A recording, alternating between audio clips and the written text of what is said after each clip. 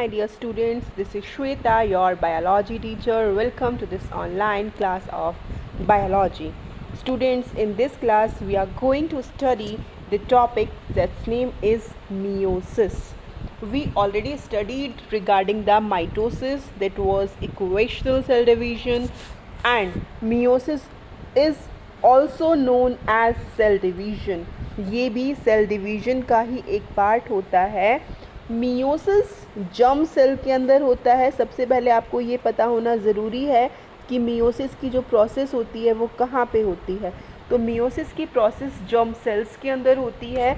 Germ cells को sex cells भी कहा जाता है. राइट, सेक्स सेल्स यानी कि मेल के अंदर स्पर्म एंड फीमेल के अंदर egg, oogonia, that is sex cell. Right, तो meiosis is the process in which reductional cell division occurs. जो क्रोमोसोम नंबर अगर 46 है तो यहाँ पे क्रोमोसोम नंबर 23 हो जाएगा, रिड्यूस हो जाएगा. That is the process in which diploid cell जो है वो नंबर ऑफ क्रोमोसोम्स को रिड्यूस कर देती है, जस्ट हाफ कर देती है. हैप्लॉइड डॉटर सेल यहाँ पे प्रोड्यूस होती हैं. This is the kind of reductional cell division which forms the haploid daughter cells. ये जर्म सेल में होता है. जर्म सेल को सेक्स सेल्स भी बोलते हैं. और ये जो गैमेटोजेनेसिस प्रोसेस है, गैमेटोजेनेसिस यानी कि गैमेट यानी कि सेक्स सेल यानी कि स्पर्म की फॉर्मेशन एंड एग की फॉर्मेशन. गैमेट की formation is known as gametogenesis, plants में भी और एनिमल्स में भी. राइट, अगर स्पर्म की फॉर्मेशन हो रही है तो उस प्रोसेस को बोलते हैं स्पर्मेटोजेनेसिस, और एग की फॉर्मेशन हो रही है तो उस प्रोसेस को बोला जाता है oogenesis. I am repeating, meiosis वो सेल डिवीजन होता है, वो रिडक्शनल सेल डिवीजन होता है जिसमें हैप्लॉइड डॉटर सेल्स प्रोड्यूस होते हैं. यानी कि 2n कंडीशन से n कंडीशन प्रोड्यूस होती है.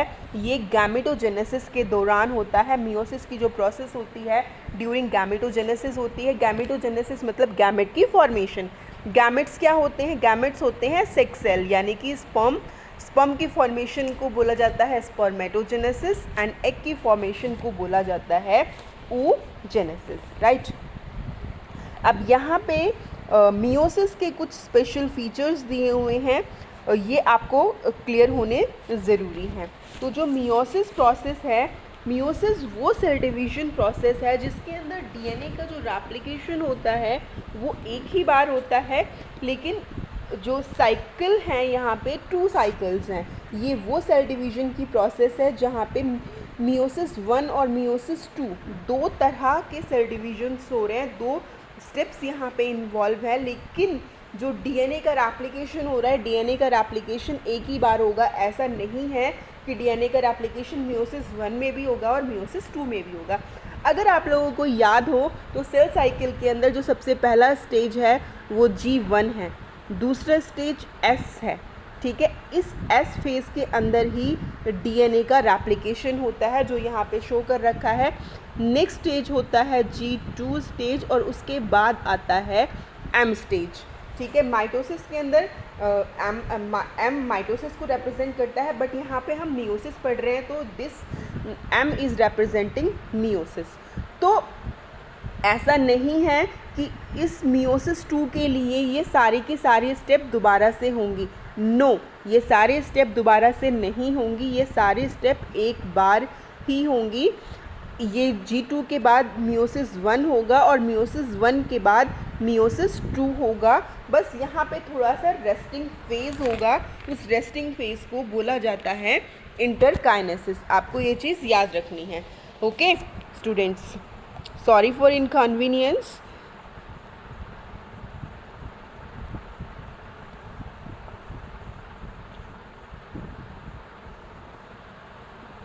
We were studying the meiosis process.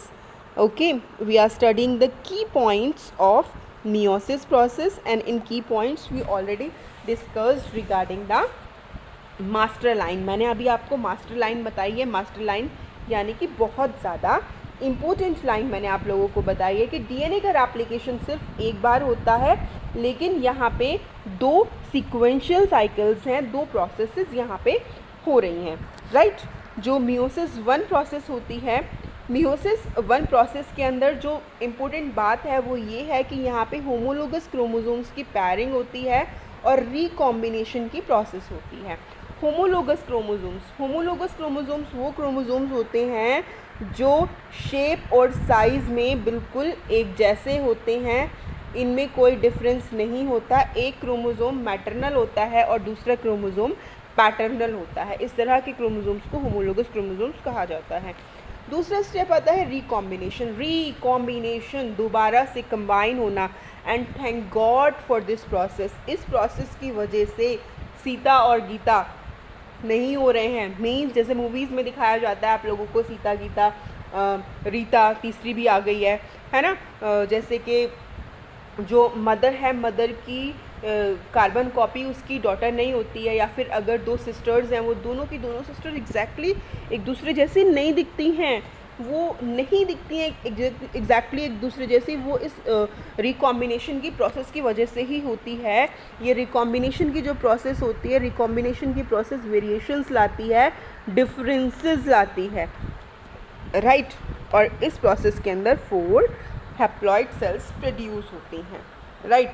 तो यहाँ पे दो मियोसिस की प्रोसेस दे रखी हैं, मियोसिस 1 है एंड मियोसिस 2 है। दोनों को पी मैट से हम लोग लर्न कर लेंगे। पी मैट यानी कि prophase 1, metaphase 1, anaphase 1, telophase 1, then meiosis 2, prophase 2, metaphase 2, anaphase 2 and telophase 2, right. Now we will discuss step wise. सबसे पहले हम लोग डिस्कस करेंगे the most complex stage that is known as meiosis 1। सबसे पहले हम डिस्कस करने जा रहे हैं मियोसिस 1। मियोसिस 1 के अंदर प्रोफेज 1 जो कि बहुत कॉम्प्लेक्स स्टेज है, टिपिकली लॉन्गर भी है दूसरे स्टेजेस के।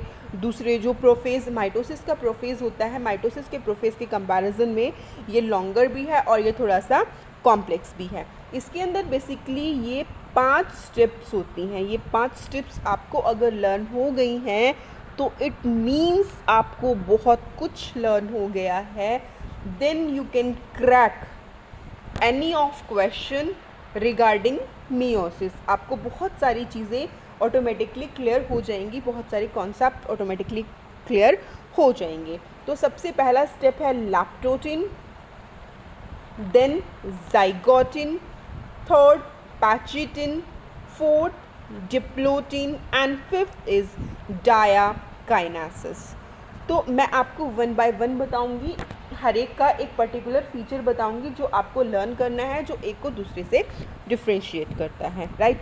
तो सबसे पहला है हमारा नंबर 1 जो है हमारा, वो है लैप्टोटीन, ठीक है। लैप्टोटीन को स्टूडेंट्स लैप्टोनीमा भी कहा जाता है। लैप्टोटीन को लैप्टोनीमा भी कहा जाता है।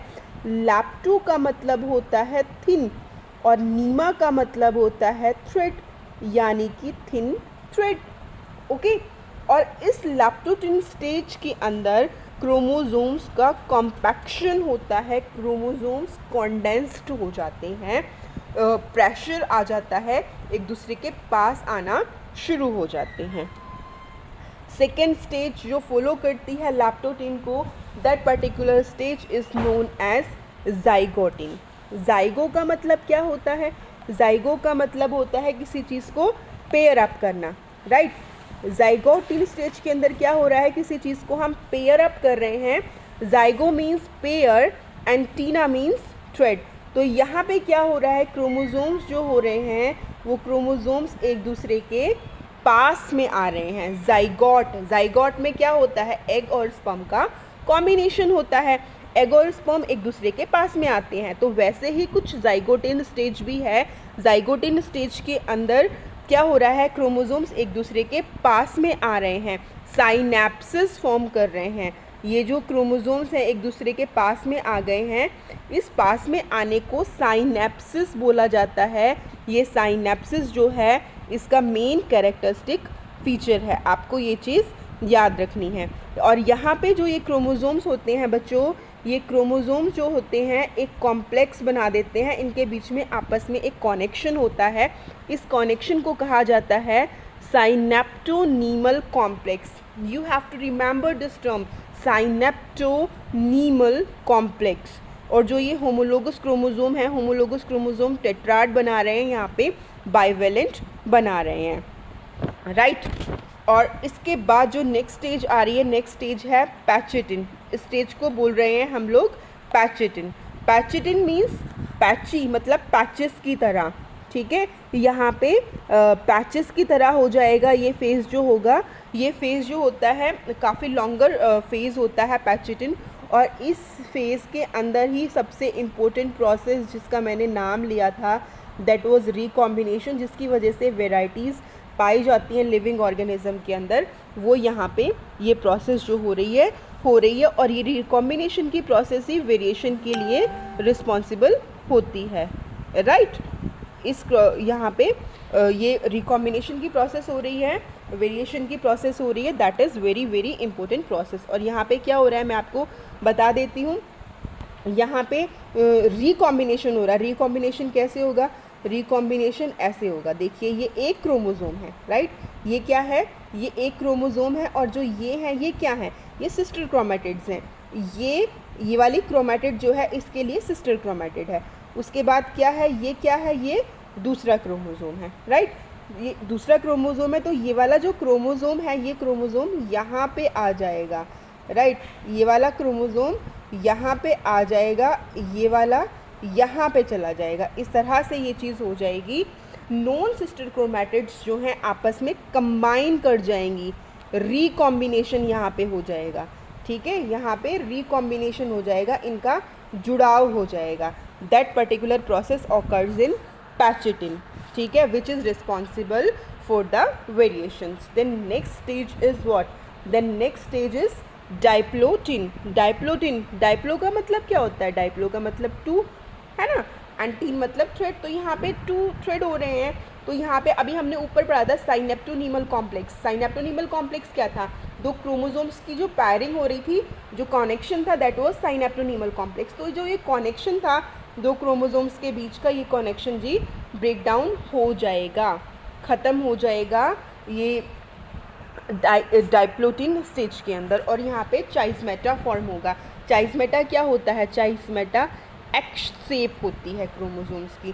क्रोमोसोम्स जो होंगे, अगर आप डायग्राम बुक के अंदर देखोगे तो इस तरह से क्रोमोसोम मिल रहे हैं एक दूसरे के साथ, राइट।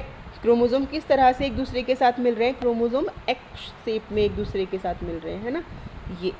ये वाली जो चीज़ है, तो it is what? It is x. ये इस तरह से एक्स शेप में ये एक दूसरे के साथ में मिल रहे हैं। तो इस प्रोसेस को बोला जाता है चाइस्मेटा, ठीक है। तो चाइस्मेटा यहाँ पे एक्स शेप के स्ट्रक्चर्स यहाँ पे फॉर्म हो रहे हैं, जो डायकाइनेसिस स्टेज में और ज़्यादा इसमें क्लैरिटी आ जाती है। यहाँ पे चाइस्मेटा का टर्मिनलाइजेशन हो जाता है। न्यूक्लियोलस जो होता है, न्यूक्लियर मेम्ब्रेन जो होती है, वो बिल्कुल ब्रेक डाउन हो जाती है। न्यूक्लियर एनवलप और न्यूक्लियोलस डिसअपीयर हो जाता है। और इस स्टेज के जस्ट बाद क्या स्टार्ट होता है? इस स्टेज के जस्ट बाद मेटाफेज़ 1 स्टार्ट हो जाता है। मेटाफेज़ 1 में यहाँ पे आपको डायग्रामेटिकली ये सारे स्टेजेस कराऊंगी। आपने माइटोसिस में भी ये सारी चीज़ें की हैं, तो अगर आपको माइटोसिस क्लियर है तो आई विश कि आपको यहाँ पे कोई इशू नहीं आएगा। तो हम बात करते हैं मेटाफेज़ 1 की, ठीक है। प्रोफेज़ आपको क्लियर हो गया होगा। प्रोफेज़ के अंदर 5 स्टेप्स थी, मैं फिर से रिपीट कर देती हूँ। प्रोफेज़ के अंदर 5 स्टेप्स थी।